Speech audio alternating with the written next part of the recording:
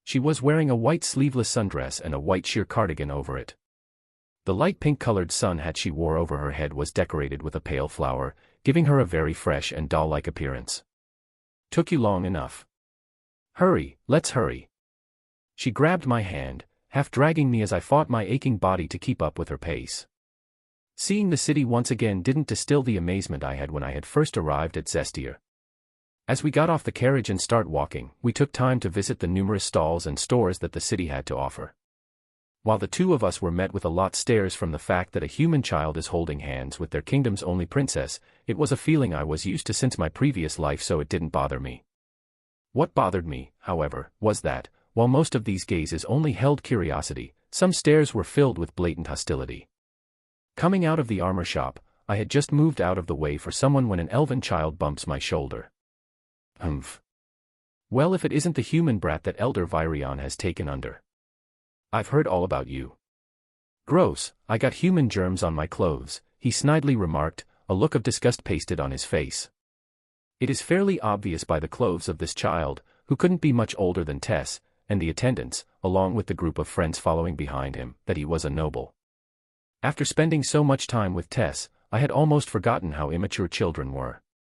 I couldn't help but think that, whether they were an elf or a human, spoiled nobles always seemed to act as if they've been taught out of the same manual. He then turned to face Tess, his facing transforming into a well-practiced smile as he offered her his hand. "Princess, it is below your level to be with this human brat. Allow me to escort you around," he urged, expecting Tess to receive his hand. Not even looking in his direction, Tess linked her arm with mine and coldly retorted, "Art, let's go. There is a bug in that direction and I don't want to accidentally step on it with my new shoes." As I was pulled away, I glanced back, shooting the noble kid a look of pity, which seemed to infuriate him even more. "Hold it, brat. I'm not done with you," he shouted, running up to me and gripping my shoulder. "I heard you're pretty talented for a human mage. Around here, I happen to be a pretty well-known genius myself. My mana core has already reached red stage, and aside from water manipulation, my mother said that I'll soon even be able to manipulate plants." I responded with my most sincere, yet blatantly sarcastic expression of surprise and worship. "Oh my word. Princess Tesha.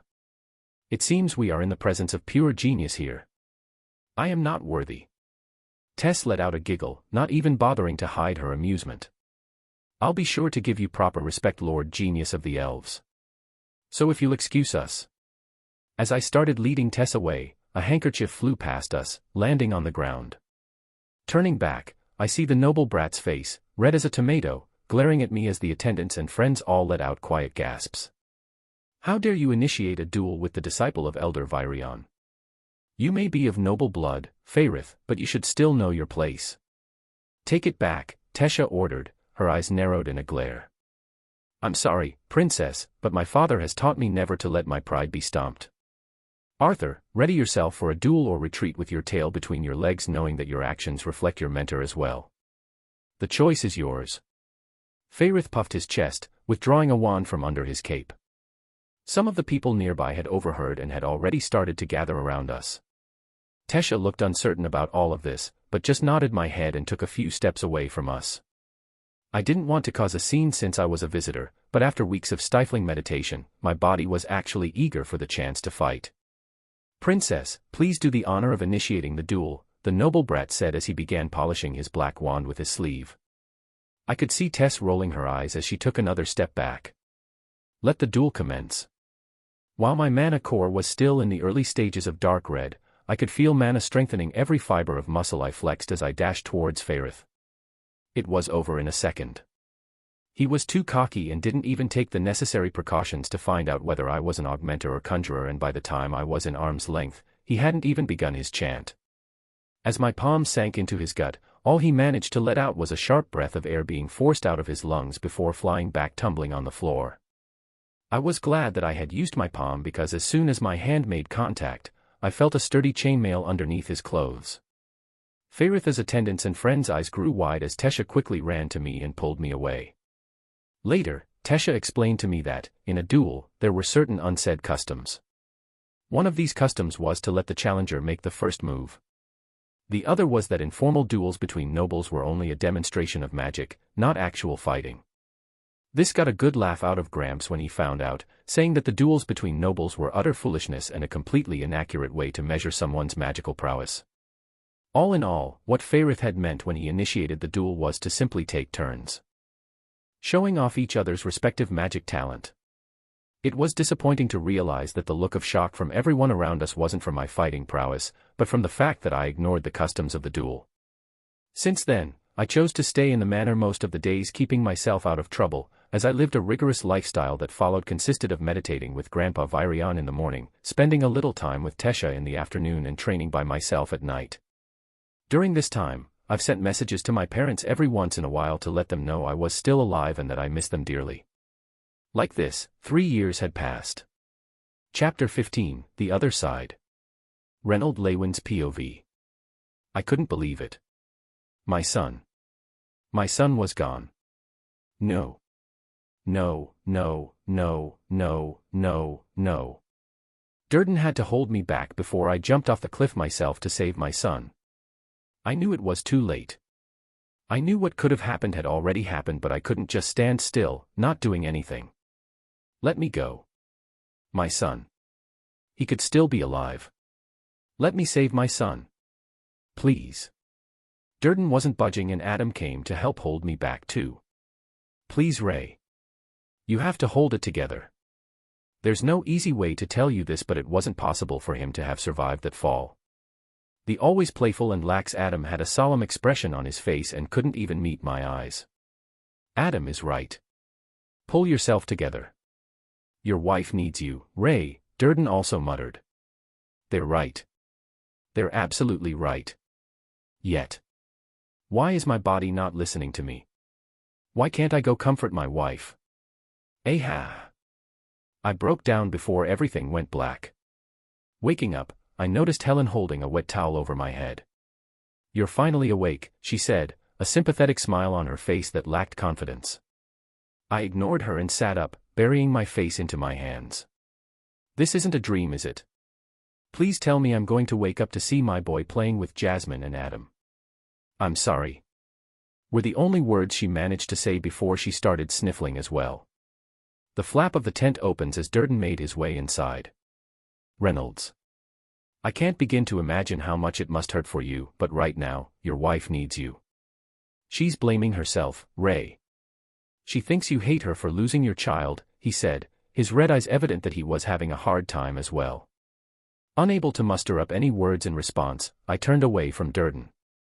All of a sudden I felt a sharp jerk as I was pulled back.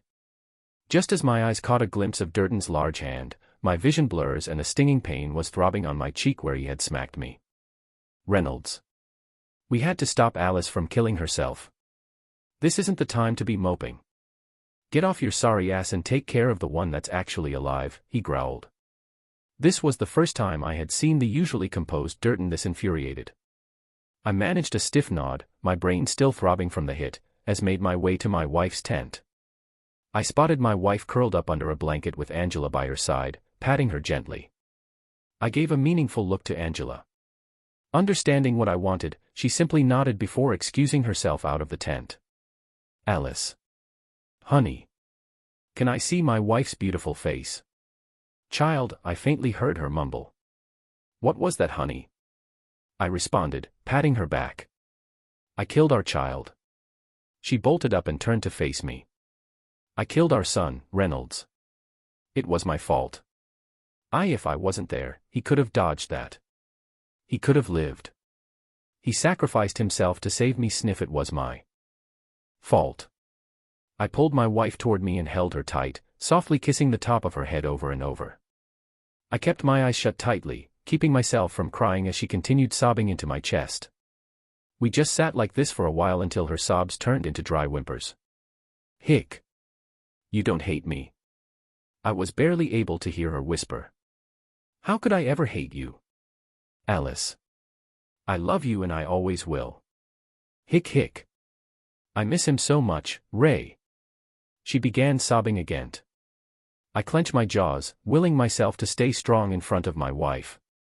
I know, honey. I miss him too. The rest of the journey was a slow and arduous one. Not physically. Number one, I felt like even the wild animals knew of our emotional torment as they steered clear away from us. Our group advanced in quiet. Any of Adam's attempts at trying to lighten up the mood met with a crushing silence. Even the cheerful Angela bore a solemn face throughout the rest of the journey. Alice and I fell asleep together last night together in each other's arms. I managed to console her and it helped me as well. I needed an excuse. I was the one that had sent Arthur to protect Alice. I kept trying to find people to blame, but the ones that were actually at fault were already killed. Revenge had already been taken. Now, all I was left with was this dark hole of emptiness and regret. The only thing that was keeping Alice and me sane was our unborn child. For that child, my child, I had to endure. I wasn't going to make the same mistake I had made with Arthur. He was only a child, but I sent him off to protect my wife against fighters and even a mage. I had no one to blame but myself. We arrived at the floating city of Xyrus through the teleportation gate with no further complications, as though God was mocking us by saying we've been through enough. The twin horns were supposed to separate from my wife and I from here. You guys sure you'll be okay? Adam gave us a rare concerned look. Durden added, we don't mind staying with you guys for a couple more days. I know you originally came to this city for Arthur, but... He never finished the sentence. It's okay. You guys have your agenda. Alice and I have all of our basic necessities and money to live off of for a couple of weeks. Keep your guys' positions updated in Guildhall. I waved them off, trying to force a smile. Will do. Take care, guys. We'll see each other soon. Durden replied, hugging the both of us. The girls also gave Alice a warm hug after saying their goodbyes to her. After they had left, I turned to my wife, giving her a serious look. Alice, what do you say about living here from now on? Giving me a confused look, she replied, what about our home in Ashbur? We just got it all fixed up. A lot of our stuff is still there. I shook my head at this. I think it'll be better for us to have a fresh new surrounding. Our home in Ashbur has too many memories of art. I don't think we'll be able to get over it if we stay there. We'll hire some merchants to deliver some of our stuff from Ashbur here to us. She looked down as she decided before giving me a small nod. What about a job? How will we afford to live here? This is a very expensive city to live in, Ray, she added, a worried look on her face. For once, I was able to muster up a real smile, a sincere smile that seemed so rare these days. I know an old friend that lives here. He's asked me to be his guard numerous times years back, and we still keep in touch from time to time. He's a fairly renowned merchant in this area and has a large manor. I'm sure he'll have a place for us to stay. They're good people, Alice. She looked a little doubtful at first, but after arriving at the manor and seeing me hugging my old friend, her worries lessened. Ray. My friend. The hero who saved my life. What brings you to this little city?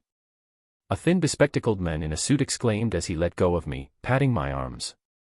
Vincent Helstia, around 1.7 meters in height with a thin frame for a body. He was a man of brains, not brawn. Vincent was a normal human, but a very successful one at that. The Helstia house had been in the trading business for generations. While their family had been on the decline for a few generations, Vincent single-handedly brought his family's asset to an all-new high after building the first Helstia auction house in Xyrus and later building several auction houses within neighboring cities. We had met when he was on one of his trips to a more remote city to build an auction house when he ran into trouble with bandits. I was there with him at that time, fulfilling the escort mission that the guild had assigned me. After saving him, we hit it off pretty well. The maid that answered the door left after she saw Vincent hugging me. Soon after, his wife and daughter came out as well, curious as to what all the commotion was about. Tabitha. Meet my dear friend Reynolds and his wife Alice. Alice, Reynolds, this is my wife Tabitha, and this here lovely lady is my daughter, Lilia, Vincent exclaimed, picking up his daughter. She looked to be around the same age as Art was, with lovely hazel eyes that remind me of a kitten and long brown hair, braided. My heart ached as I thought about how beautiful a young lady she'll grow up to be in the future. A future she still had. Forcing myself away from my dark thoughts, I greeted myself, Tabitha. It's great to finally meet you. Vince had told me so many great things about you during our trip together to Exire City. What a cute daughter you guys have. After my wife introduced herself and exchanged pleasantries with Tabitha, Vincent urged us into the living room to get comfortable. So what brings you here, Ray? Last time you sent me a letter, you said you got yourself settled all the way up in Ashbur. He said, handing Alice and me a glass of wine. I took a deep breath and told them the story through gritted teeth. I had no idea. I'm so sorry for your loss, Vincent managed to mutter. His wife had her mouth covered with her hands. I wouldn't know what to do if I lost Lilia. Is there anything I can do for you? At that, I awkwardly scratched my cheek and asked, you asked me several times to teach your auction house's guards a thing or two about magic. Is that offer still up in the air? If it is, you would be doing me a huge favor. I really just need enough to rent a small house around here and live a simple life. It's just that I don't want my wife to go back to the old house in Ashbur where Arthur was born and raised in. A big grin appeared on Vincent's face. Nonsense. No friend of mine is going to be sleeping in a small hut. As a matter of fact, I was actually looking for someone. We just renovated our Heltia auction house so it could accommodate 3 times as many people. With that, we got a fresh new batch of augmenter recruits that really need some work around the edges. You would be perfect to shape them up a bit, Ray. Can you do me a huge favor and work for me? He put on a desperate face. I couldn't help but chuckle in response. He had just turned around my initial desperate offer into me, doing him a favor. Nodding, I shake his outstretched hand and discuss the deal. Even though I was restless to start working, Vincent wouldn't allow for it, saying we needed time to get situated in order for me to be at the best state to work. Vincent also firmly insisted that we live with them in the manor. He told us how Tabitha and Lilia were always complaining about this place being too big and empty. Reluctant at first, Alice and I eventually got ourselves situated in the left wing of the manor. Vincent was more than lenient, saying we could have a couple of rooms, in case we want any more babies in the future. Tabitha had to pull her husband away by his ear as he grinned, waving us goodbye. Another unforeseen blessing was how well Alice and Tabitha hit it off.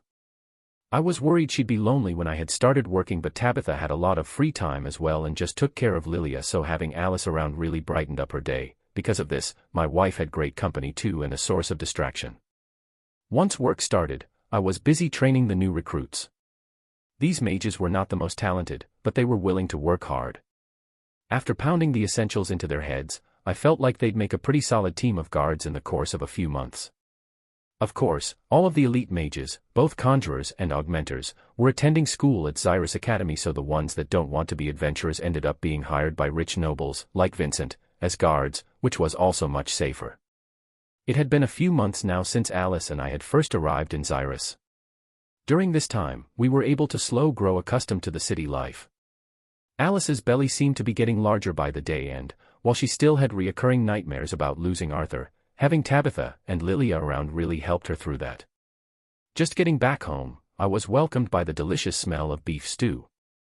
Vincent and Tabitha had gone out on a date while Alice promised to watch over Lilia with the maids, so it was just the two of us having a late dinner tonight, Lilia already tucked in. This beef stew looks amazing, Alice. What's the special occasion today? I grinned at her. She smiled softly. It's been a while since I've cooked for you. This used to be yours and Art's favorite dish. Her face turned downcast, but before I had the chance to console her. Hi Mom, hi Dad. It's me, your son Arthur. My mind froze. This was Art's voice. No. I was just hearing things. I looked at Alice while the voice continued to talk in my head. Her face was in distraught as she began looking around. Was she hearing voices too? Again, I'm alive and well, Mom and Dad. I managed to survive the fall off the cliff. What is going on?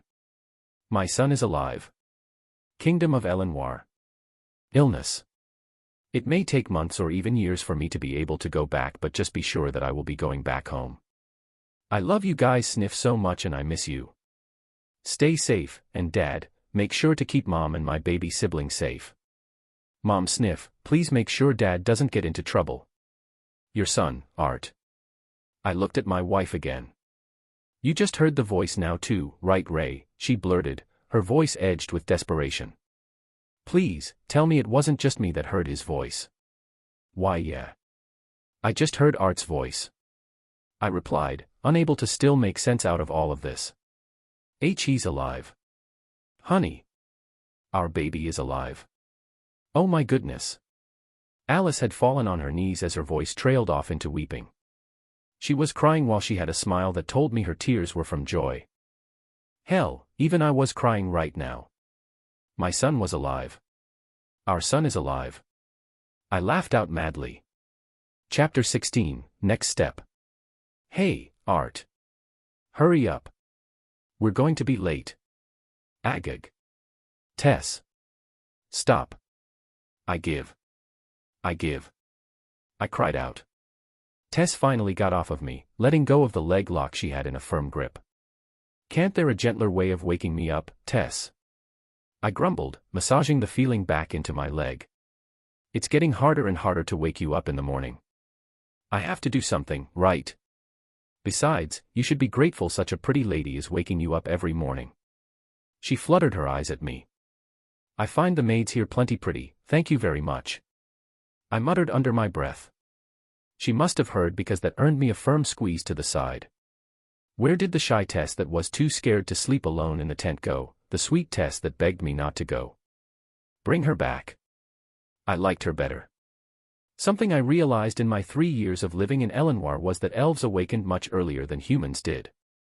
Whereas the average age for a human is around 13 years old, elves awoke around the age of 10. Tess had awakened fast, even for an elf. It happened last year and boy did she awaken with a bang. It wasn't as big as when I had first awakened, but she had managed to destroy her room upstairs, fall down, and create a small crater from the implosion in the kitchen right below. Since then, she's been joining me in training with Gramps. All I can say is, since awakening, she's become a lot more confident and bold, in more bad ways than good. She knows how strong my body was, so she had no hesitation in using me as her sandbag as she tried new spells that she learned from Grandpa Virion and other conjurer teachers. What she just didn't seem to get after all of my cries was that I still felt pain, damn it. As for me, today was a very special day because, after 3 years, I was finally able to complete the assimilation of mana into my body. It was almost my birthday, so while Tess had turned 9 a couple months ago, I'll be finally turning 8. During this time, I wasn't allowed to absorb any mana from my surroundings and only allowed to use my innate mana formed from my mana core to spread it into my body. Today was the final step that took place once a beast tamer finished his assimilation. I skipped showering and just changed into a more presentable robe, tucking the stone into my robe before heading out into the courtyard with Tess. Finally awake now, Art. How did your wife wake you up today? Ha. Grandpa Virion mused as he sipped his tea on the small table outside. Ugh, wife. Where? I didn't know you could marry demons. You're turning her into a monster, Gramps, I groaned.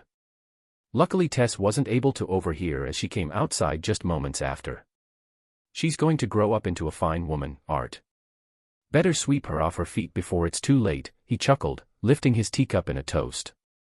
Tess just blushed at that and elbowed my side. Aggh. Why? What did I do? Ha ha ha. Art. Are you ready? Today is finally the day. After this, you'll be a true beast tamer, not like those lucky adventurers that just have a beast will, he emphasized, arms crossed. I gave him a firm nod while Tess headed to the table Gramps was sitting on to watch. It wasn't much of a ceremony. All it consisted of was Gramps exerting a large amount of mana into my core. This would trigger a large surge of mana that I would have to direct and spread into my body. Do you remember the basic phases of beast tamers, Art? He quizzed. I recited the basics that Grandpa Virion pounded into me these past years. All beast tamers have a different number of forms that they can will their bodies into. The number of forms depends on the strength of the beast's will that is left in the mana core. The first phase, that all beast tamers have, is acquire. In this phase, the tamer can utilize a small portion of the inherent ability that their beast has. The second stage is integrate, where the tamer's body wholly infuses with the beast's will, allowing a much better control over their beast's inherent abilities. Correct. The phases that the beast tamers are able to unlock simply shows how much they can utilize their beast's will. The stronger the beast, the harder it is, but at the same time, if the tamer can't get insight, then it is also impossible to get past the first phase. One thing to note, however, is that, not always is the integrate stage more powerful than the acquire. The acquire phase is tapping into a specific inherent ability of your beasts, while integrate is a much more all-encompassing power-up using your beast's will, he reminded, his face deathly serious. While I didn't tell you earlier, now that you are about to become a true beast tamer, you should know is the differences in how a beast tamer's will is acquired. If the beast is killed and his mana core is extracted with its will still intact, a mage can absorb the will and try to gain insights. That mage would be considered a forged tamer. While it is a lot easier and straightforward to be a forged tamer, the probability of gaining insight is very rare and limited. One of the reasons it took me so long for me to be able to break into the second phase was because I am a forged tamer. I consider myself lucky to even be able to break into the second stage though. Arthur, you are one of the extremely rare legacy tamers, where the beast willingly imparted its will onto you. Continuing on, he explained, Art, my first phase doesn't really make me that much faster, but I'm able to erase a bit of my presence and blend myself into the shadows. You haven't seen my second phase, right? Watch carefully. It took me over 10 years for me to make a breakthrough into this phase. Feeling a powerful surge of mana surrounding his body, I couldn't help but involuntarily cringe. All of a sudden, the mana around his body seeped back into him and my eyes widened. Grandpa's skin turns pitch black. Even the whites of his eyes became black while his irises turned sharp and glow yellow. His tied white hair became unbound and was also a shiny black color. The aura that surrounded him makes me shudder and take a step back. This is the integrate phase. I'm going to sneak up behind you. Pay attention, he growled, his voice much raspier than before. Was it really sneaking up if he tells me, was what I was thinking when he disappeared from my vision. I couldn't feel his presence at all, but I looked behind me as I had been told to do.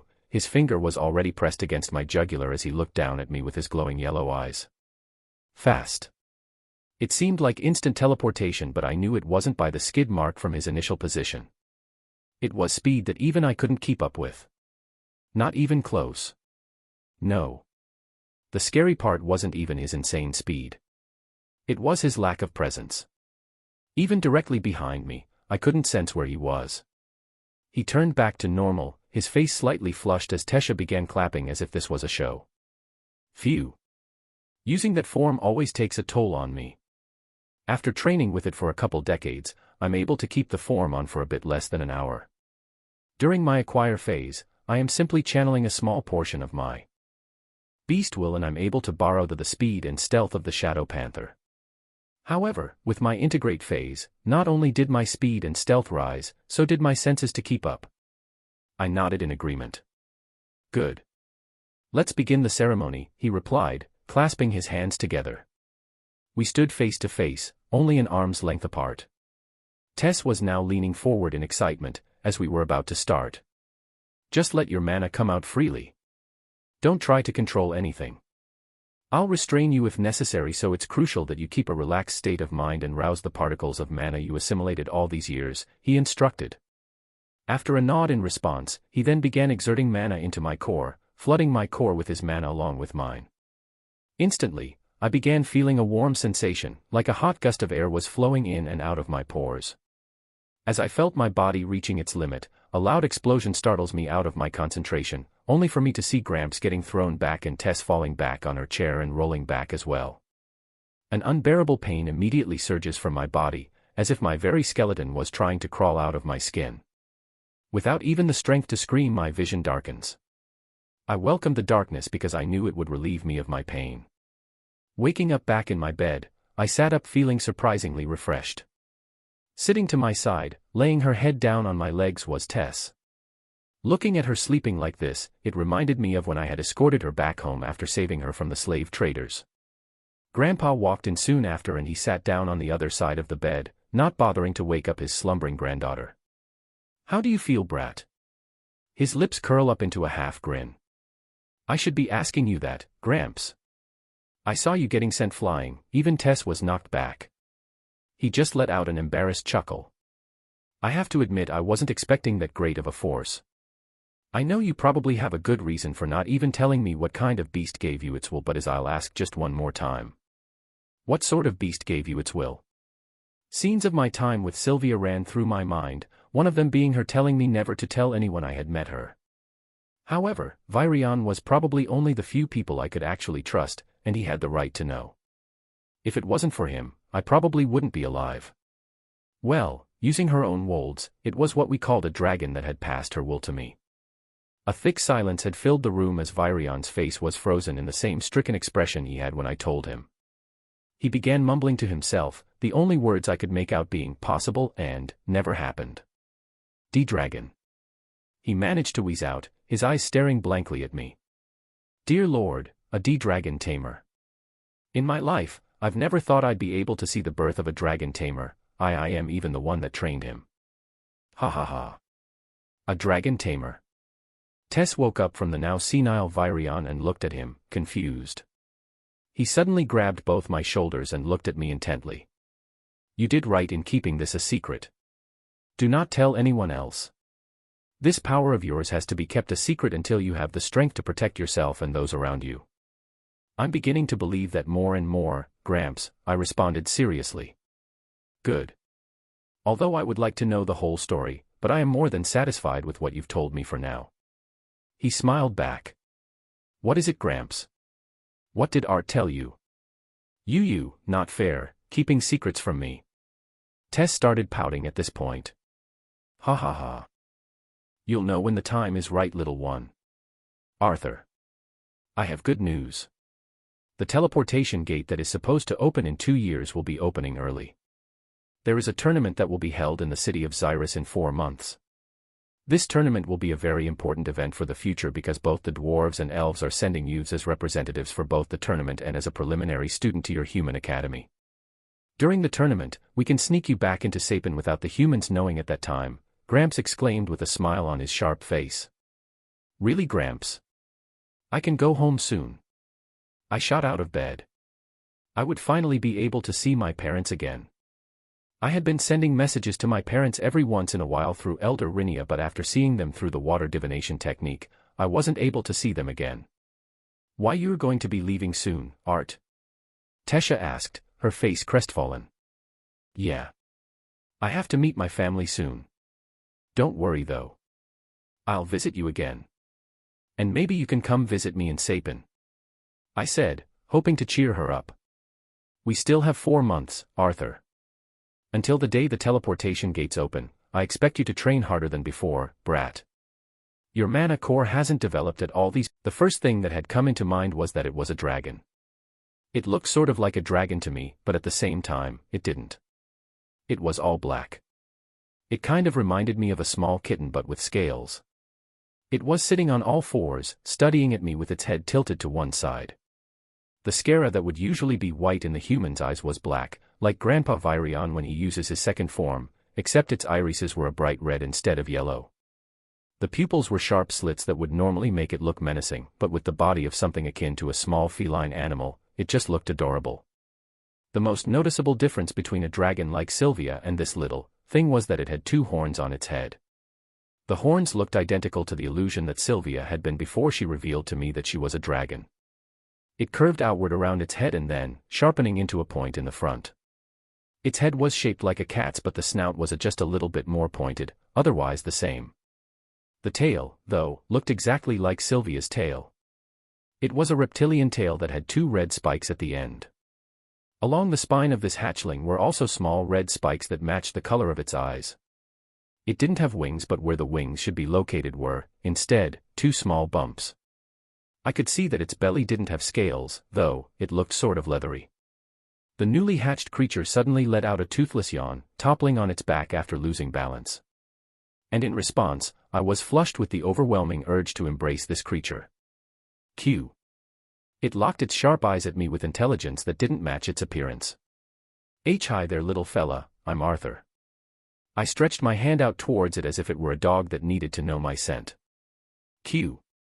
It jumped off of the chair and onto my lap, gazing up at me. I could feel my hands twitch as I suppressed the urge to squeeze it. Unlike the majesty and fearsomeness that Sylvia had, this creature was dangerous in a different sense. Unable to hold in the urge, I carefully petted the adorable menace. The scales were surprisingly soft and the red spikes that ran down its back felt like rubber. I guess young animals, whether humans or monsters, were all squishy and soft.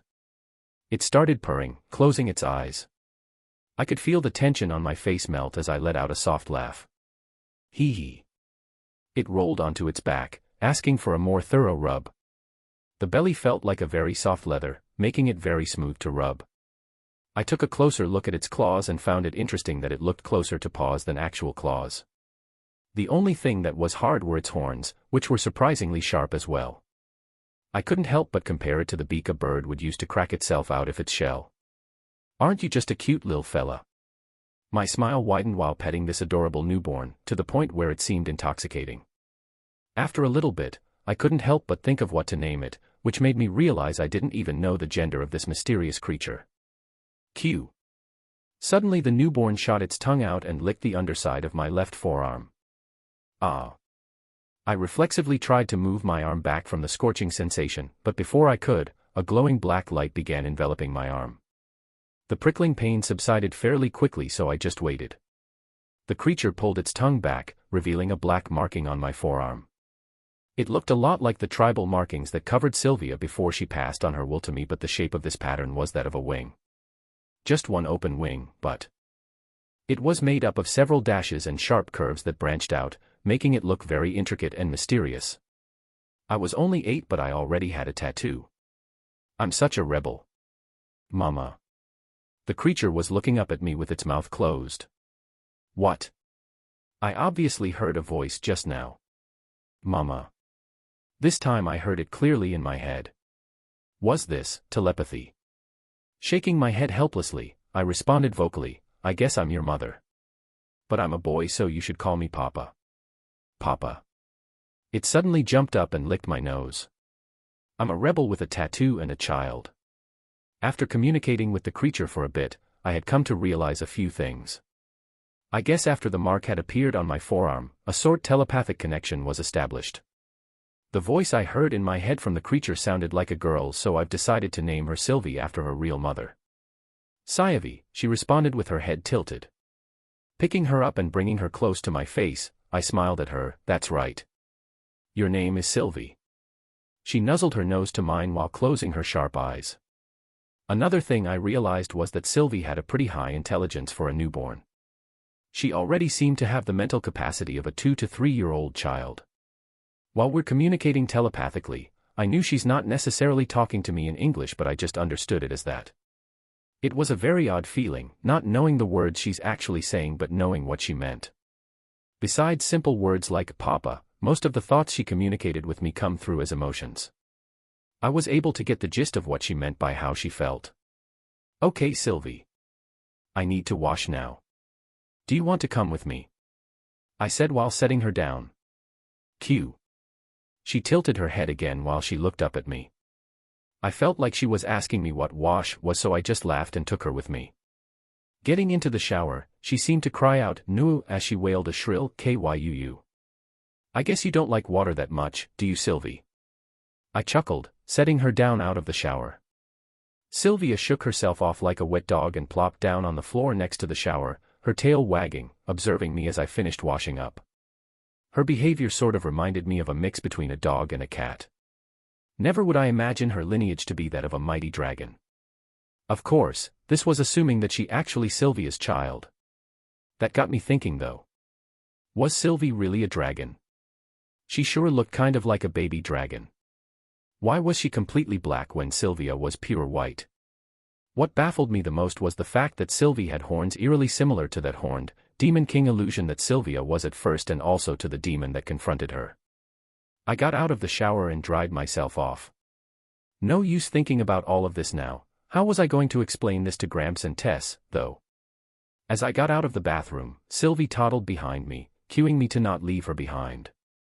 I gathered up the pieces of the shell that Sylvie came out from and set it aside. Then I wrapped the feather that was encasing the stone around my forearm to cover the marking that little had Sylvie left. 4 months. In 4 months, I would be able to see my parents. I wonder if they'd still recognize me.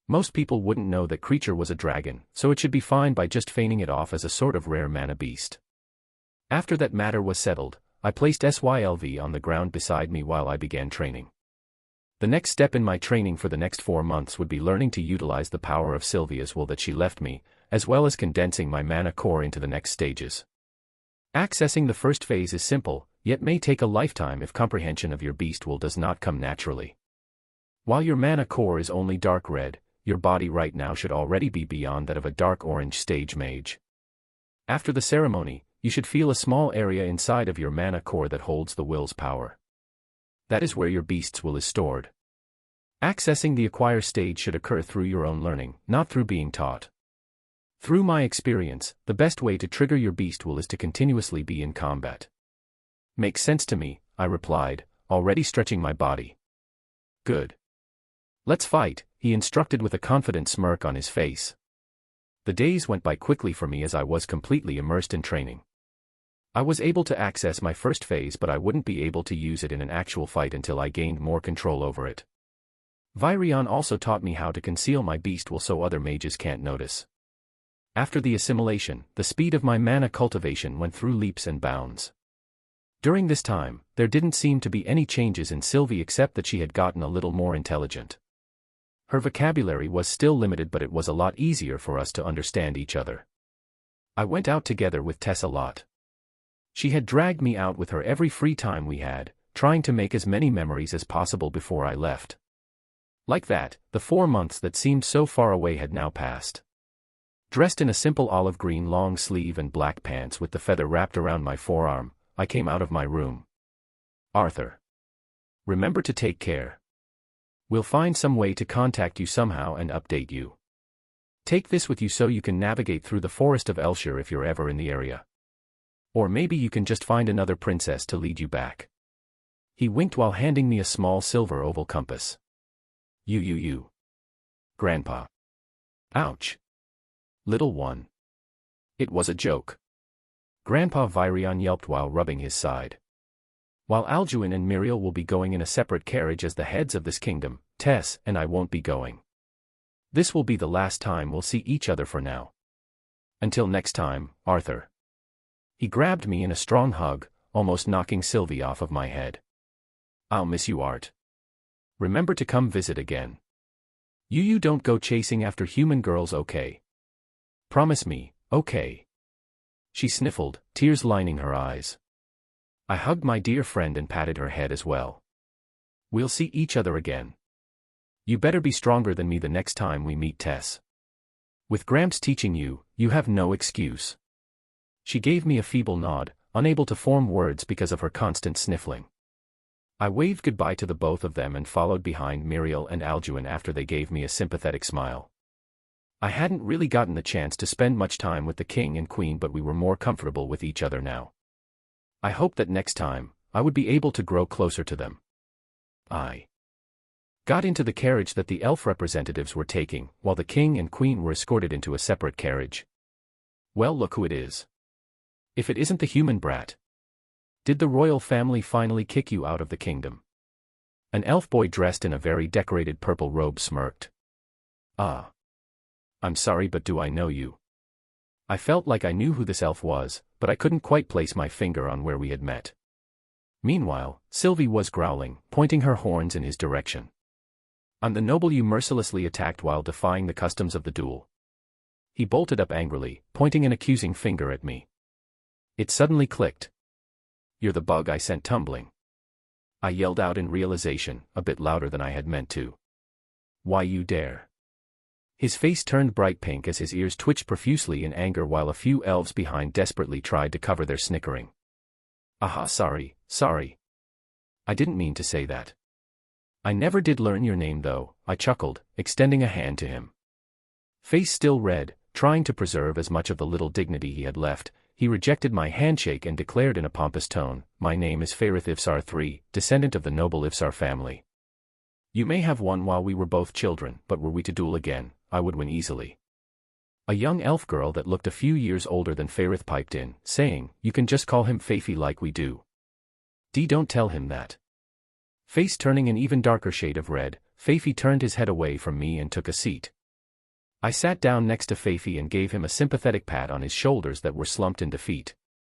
As our carriage went into the teleportation gate, we were greeted by the now familiar sensation of being in the middle of a fast-forwarding film.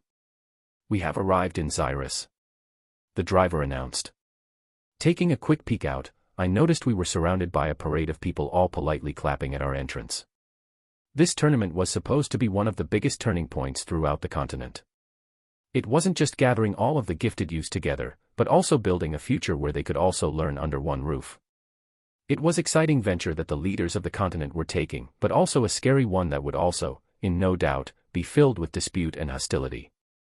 The driver pulled the carriage close to a small gap between two buildings after passing through the crowd and signaled to me in the back that this would be the best time to leave without being noticed. I say bye to Faify and the rest of the representatives and wish them luck. Faify merely whipped his head away but also made a slight waving gesture. Jumping off the carriage with Sylvie still on my head, I made my way through the alleyway as I tried remembering the home my parents were staying in. After around an hour of making my way around going around, I finally managed to find the huge manor that my parents were supposed to be residing in. "We're home, SYLV. We're finally home," I muttered shakily under my breath. "Q," she said as if saying, "I thought we were at home before." I took careful steps walking up the flight of stairs and took one deep breath. Dusting off my shirt and pants, I knocked on the giant double doors. Chapter 18, Family. It was a strange feeling being more nervous now, meeting my family, more than when I first appointed a king while in the midst of the most powerful people in the world. "Phew, let's do this, Sylvie." "Q," she responded, my excitement spreading to her. The dull sound of metal clanging on metal rang surprisingly loudly. Unexpectedly, I could hear the faint pitter-patter sounds followed by a childish voice. "Coming."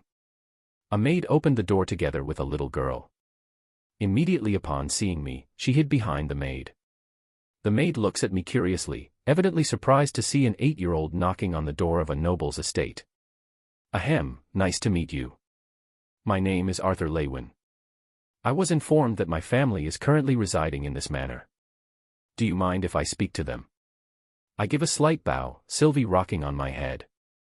Before the confused maid could even respond, I heard an all too familiar sound in the background. "Eleanor Lewin. There you are. You have got to stop running to the front door every time someone—" My mother stopped mid-sentence and dropped a small bowl of what looked to be food for my sister. I looked down to see the girl with dazzling brown eyes, looking at me with innocent curiosity.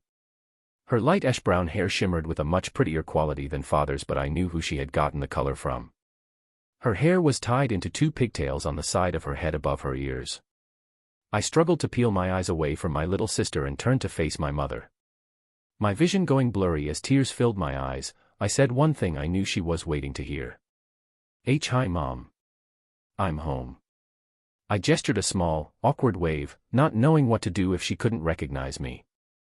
Fortunately, my fear didn't come true and she raced towards me at a speed I swear was faster than Grandpa Virion's, but that might have just been because of my blurry vision. "Oh, my baby. Arthur." She arrived in front of me and collapsed on her knees, her arms around my waist, gripping with all her strength, afraid that I might disappear again if she let go. "You are alive." The voice. "I knew it was you. Sniff, you're back now." "Yes, you're home now. Arthur, my baby." That was all she managed to sputter out before breaking down into a bawl. I couldn't even manage a complete sentence before shut my lips tightly in order to hold back my sobs.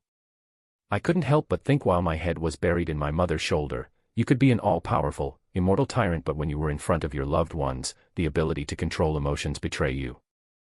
I kept repeating in half-gurgled sentences that I was alive and that I was home, that I wasn't leaving. My mother was a flurry of emotions. She was happy that I was back and alive, she was mad that I couldn't come back sooner, she was sad that I had to be away from them and how hard it must have been for me all at the same time. At one point, Eleanor walked to us and started patting Mother's back. "Mama. There. Don't cry." But after unsuccessfully comforting her, she began crying as well. "Arthur." I turned my head, face still wet with tears, to see outside the sprinting figure of my father drenched in sweat. I guess the maid had told him I was back. He didn't stop as he reached us and simply slid on his knee, hugging all of us as we all almost toppled over. "Arthur. My son. Look how big you are. Oh my God. You're back, you're back." My father was cupping my head in his hands to get a better look at my face. He broke down while placing his large hand on the back of my head, bringing my forehead to touch his. Our little family reunion continued on. My mother sobbing uncontrollably, embracing me, and my oblivious little sister crying with her, as my father and I just looked at each other with tears in our eyes, all of us glad that we were finally together. Eventually, we had all managed to settle down. We were sitting on a couch, my mother right beside me with Eleanor on her lap. Father was sitting on a chair he pulled up, facing me, his elbows on his knee as he leaned forward. Mother was holding my hands and still tearing up every time she got a look at my face. "Are you okay now? Did you at least eat 3 meals a day? You slept while dressing warmly every day, right? Oh my baby. Look how big you are now." Tears escaped her eyes as she squinted and smiled. She was stroking my hair as she planted a soft kiss on the crown of my head. "Thank God you're back.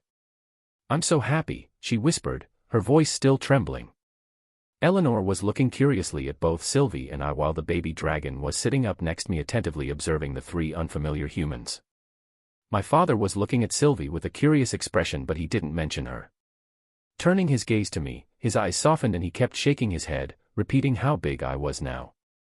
It must be a pretty fulfilling yet miserable feeling for a parent to see how big his son had gotten but not being there with him the whole time to witness it. "Ellie, say hi to your big brother. He was away for a while but he'll live together with us from now on. Come on, say hello, Dot." My mother gently urged my sister. "Brother." She tilted her head, reminding me of a confused Sylvie. She cupped her hands over my mother's ear and whispered something inaudible. "Haha, yes, that big brother. The one I always told stories about. He's the one." My sister's eyes started sparkling as she looked back to me. I couldn't help but now wonder what stories mother had told her. "Hi, brother." She beamed, waving both of her little hands at me. "Hello, Eleanor. It's nice to meet you, sister." I laughed, patting her head in response. Father spoke up now. "Arthur, we were devastated after that incident, and we barely believed it when you communicated to us through our heads. Tell me, how'd you survive the fall?" It took a while for me to explain everything from the beginning. I withheld some information that I thought might not be good to tell them just yet. I explained to them that I subconsciously wrapped myself in a protective layer of mana and I was lucky enough to hit a bunch of branches on the cliff before landing in a stream. From there on, I told them about meeting Tess and how she was almost kidnapped. After saving her, she led me to her kingdom and I stayed there. You said something about an illness that kept you from coming back sooner. What was all that about? Are you cured now? My mother chimes in, a look of concern on her face. Shaking my head, I explain, you don't need to worry about that anymore. I guess there was a sort of instability in my mana core that made it so I had episodes of pain. It was really bad at first but luckily there was an elder that knew how to cure it. The process was slow but he assured me it wasn't threatening if treated consistently. Relief replaced the prior look of worry and she silently patted my head again. So what's the story with this little friend of yours? My dad just chuckled, finally bringing Sylvie up. Haha, while I was traveling, I stumbled into a mana beast's den. It was only the mother and she was badly injured. A little bit after I was there, she died. While I was looking around, it seemed like she was guarding something so I picked it up thinking it was something valuable but I didn't know it was an egg. She hatched only a couple of months ago so she's still a baby. Say hi to Sylvie. I picked her up, holding her body so her limbs dangled like a kitten's. Cue. She purred, as if saying hi to everyone. I didn't exactly tell my family a lie when I said this. But I had already promised myself to tell them everything only when I was older and more capable. I then asked them to update me on everything that happened to them after we had separated. The only thing I was able to tell from seeing them through the water divination the first time was that they lived here in Xyrus, but nothing more so I was exceptionally curious. After Father explained what happened since then, my mother chimed in. That's right. The Helstia family had gone on a trip but they should be arriving back today. They're going to be so surprised when they see you, Art. I turned to face my mother. She hadn't changed much since I last saw her. The only thing that I did notice was that she's lost a bit of weight and was slightly paler in complexion. My heart ached since I knew this was caused from stress and depression after losing me. Father's body was actually much more built now. Coupled with his beard, he looked a lot more rustic than he had before. I guess working as an instructor for the Helstia auction house guards had gotten him in shape as well. Dad. What color is your mana core now? I asked while Sylvie made her place back on the top of my head, tail swishing in content. A confident grin emerged from his face as my father proudly replies, your old man broke through from the light red stage a couple years back and is a dark orange mage. I raised my eyebrows in surprise. At the age of early 30s, my father was doing pretty well for himself. The average mage that didn't attend school usually stagnated at the light red stage, maybe dark orange if they were lucky. Of course it was different for the elites who had a much purer lineage and had access to better resources, but for a standard mage, my father was doing well. He then asked me, leaning closer, I bet you only asked me so you could brag yourself. Let's hear it, what stage are you at now? Scratching my cheek, I mumbled, light red. My father had already been leaning forward on his chair, but after hearing that, he stumbled completely out of his chair. Even my mother let out a gasp in surprise. Holy shit, my father exclaimed. Shet. Eleanor echoed, laughing at my father falling. Honey. What did I say about cursing in front of Ellie? My mother reprimanded while blocking my sister's ears. Haha, sorry. Sorry. Ellie, don't listen to what your father just said. He then turned back to me. My son is still the same genius he used to be. Come on. Have a quick spar with your old man. My father grinned menacingly while clasping my shoulders. Dear. He just got home. Let him rest. Mother pulled me back. It's fine, Mom. I gently placed my hand on top of hers, giving her a reassuring smile. Men. Always trying to fight. Isn't that right, Ellie? My mother shook her head helplessly. Papa and brother are men. Echoed Ellie, trying to mimic our mother's expression. Both father and I laughed this time. It was really good to be back. We all get up to move to the backyard when I hear the door open. Ray. I just heard your son was alive. What the hell is going on? I see a thin proper man with glasses and parted hair in a suit sweating, with what I assume to be his wife and daughter running behind him. Vincent, everyone. I would like you to meet my son, Arthur. He's back, Vince, haha. My father wrapped his arm around the man's shoulder. Arthur, this is Vincent, my old friend and the person I now work for. This is his house, so introduce yourself before we start wrecking it, he grinned broadly. Bowing to a 90-degree angle, I introduced myself. It is a pleasure to meet you. My name is Arthur Lewin. I'm not sure what my family has told you about me, but I was in contact with them for a while back. I was also the one that told them to not tell anyone until I get back, so I apologize for the confusion. Thank you for taking care of my family all of this time. This man was the one that housed my family in their toughest time. As far as I was concerned, I owed him and his family dearly. Why yeah, it's really no problem. I'm glad that you're alive and safe. He adjusted his glasses as if making sure he was really speaking to an 8-year-old. Meet my wife, Tabitha, and my daughter, Lilia, he continued, pushing them forward so they were in front of him. It's a pleasure to meet you, ma'am, Lilia, I bowed again, Sylvie introducing herself too with a Q. Tabitha gave a kind smile in response. Great to have you in our home, Arthur. Say hi, Lilia. Arthur is your age, so don't be shy. The girl named Lilia spoke up, pointing hesitantly at the creature on my head. What's that? It's so cute. This is an infant mana beast that I'm bonded with. Her name is Sylvie. Sylvie, get down and say hello. Sylvie leaped off my head and mewed at Lilia. Oh my gosh. Lilia squealed. Ray, what did you mean by wrecking my house? Vincent asked after peeling his eyes off of Sylvie. We were just on our way to the backyard. Arthur and I are going to have a little spar. Want to come? He chuckles. Vincent sputters incredulously, what? Are you serious? Your son just got home and you want to fight him. Besides, your son can't be older than 8. What are you going to spar with him for? Don't let my son's age fool you. He's already a light red stage augmenter, my father harumphed proudly, puffing his chest. Vincent just shook his head. Don't be ridiculous, Ray. Your 8-year-old son has already awakened, and he's gotten past 3 stages. Even the snobby genius brats that get admitted into Xyrus Academy are barely at the dark red stage, and that's when they're 11 or 12. My father just laughed louder in response before he added while leading us to the backyard, you'll see. Besides, I have a little surprise as well. We put proper distance between each other on the large grass lot outside. Ready when you are, I smiled, setting Sylvie off to the side next to the audience, which consisted of the rest of my family and the Helstia family. Be careful, Art. You may be a light red stage, but your old man is still at a higher stage than you. He pounded his 2 fists together, giving me a confident smirk. I spotted Vince, who was still shaking his head in disbelief. Come. My father taunted, getting in an offensive stance. Let's see how much my training with Grandpa Virion had paid off. My body, already strengthened through assimilation, responded to mana much more acutely than it had before. Before my father had the time to prepare, my fist was already in range of his body. Even my hearing was more sensitive now as I could hear Vincent mutter faintly, "What in the?"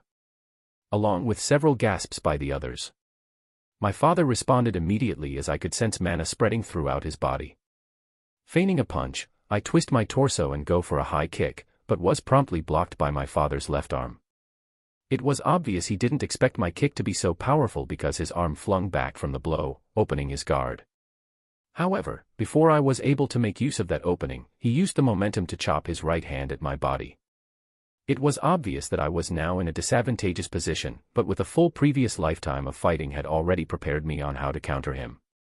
I took his chop with my left forearm and right palm to soften the blow, and also to create enough space for me to slip inside. My body wasn't big enough for me to shoulder toss him, so instead, I grabbed his right arm and kicked the back side of his right knee. Losing balance, he fell forward as I used my mana-imbued body to throw him. Unfortunately, he regained balance too quickly and I had no choice but to put some distance between us before he got a hold of me. Well, I'd have to say you're better than all of the mages I've trained. Your old man's going to get serious now, though. Be careful. He put on a more serious face. It was apparent to both of us that we had both been holding back. The mysterious fact about mana formed inside the core during the earlier stages was that it differed depending on how augmenters and conjurers used it. While expensive, many parents choose to have their newly awakened child tested to see what element that they were most adept at by using a special device. A conjurer's attribute became very noticeable depending on what type of elements they had an easier time casting. For augmenters, however, it was a lot less obvious because most of their attacks were focused on using mana to enhance their bodies. However, even augmenters had differentiations in how adept they were in certain types of elements. One quick example was culmination of gathering mana into a single point and releasing it in an explosive attack. While no visible flames were involved, an augmenter who had an easier time utilizing mana in that manner would typically be considered a fire attribute mage. That was only applied in the beginning. While it differed per person, after a certain threshold in one's mana core and comprehension of the element, he or she could be utilize mana in a way to actually pertain to the user's attribute. For conjurers, this meant that they could start slowly progress away from the training wheels of chanting and start shortening their verses or even completely foregoing it in the element that they were adept at. For augmenters, it would become much more noticeable because they could begin manifesting their elemental attribute instead of manipulating mana in a manner corresponding to their elemental attribute.